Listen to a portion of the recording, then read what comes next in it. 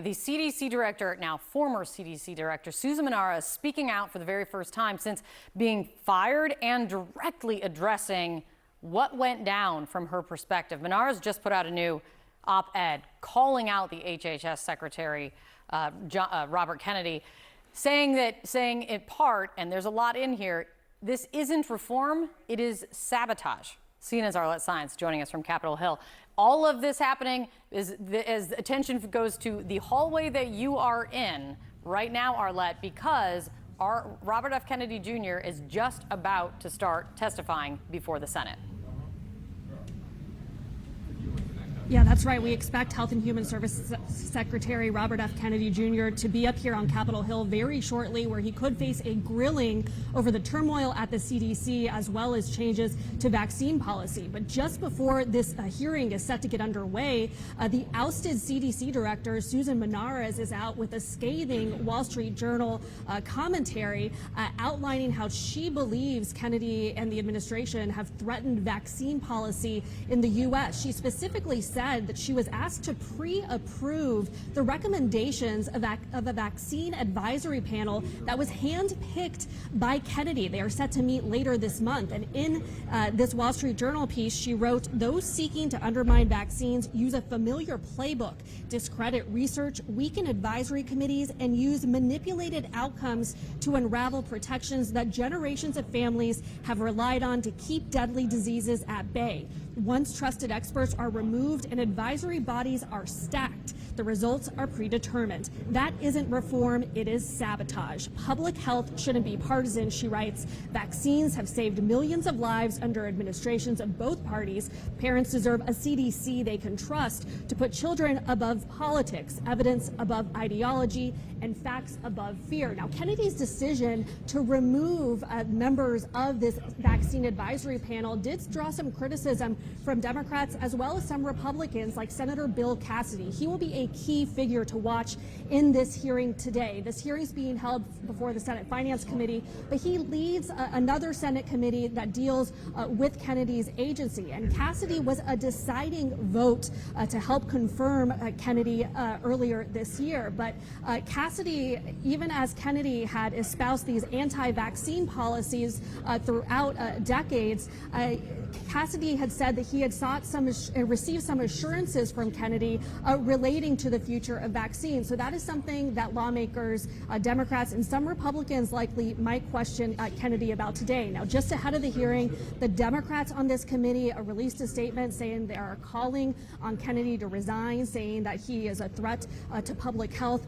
So we will be watching this closely to see what angles exactly these senators will have and whether they take an issue with Kennedy's approach so far at HHS.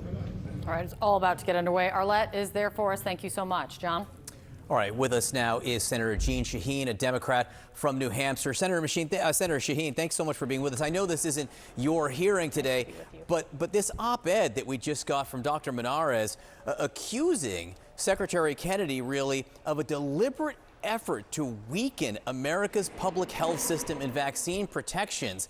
That's coming from someone who ran the CDC, that was nominated, Senate confirmed, had vast Republican support. What do you hope comes out at this hearing today? Well, I think people are going to want to know from Secretary Kennedy what scientific basis, what data he has that he's basing decisions on, because clearly that's what's going on at HHS under his leadership, is the scientific, the medical data that should be driving our policies is totally being thrown out. And as the former director said, decisions are being made based on partisan, stacked information, and that is not good for the health care of the American people. On the subject of health care, on an issue you've been working on, I think, very closely over the last several weeks, many people may not be aware that expanded tax credits for ACA, for Obamacare, expire at the end of this year. What impact will that have? Well, they're going to be aware very soon as they see the information coming through from their insurance companies about what's going to happen to their health insurance rates.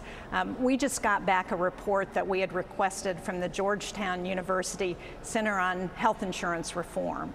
And what they say very clearly is that the expiration of those tax credits that have been so important to people mean that rates are going to go up the highest that we've seen, the biggest increase that we've seen in a decade.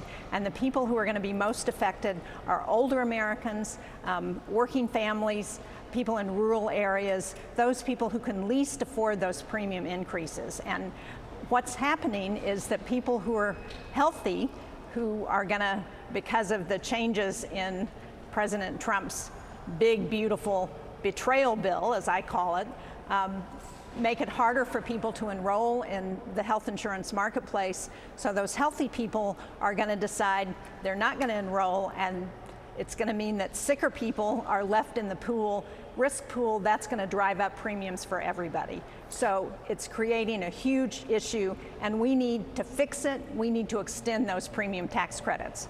What has been the response from Republicans in the Senate? I don't know if you've been in talks with Republicans in the House as well, because it would need to pass both chambers. One of the president's pollsters, John McLaughlin, actually wrote an op-ed where he said that this is a real threat to Republicans in the midterms if these tax credits expire.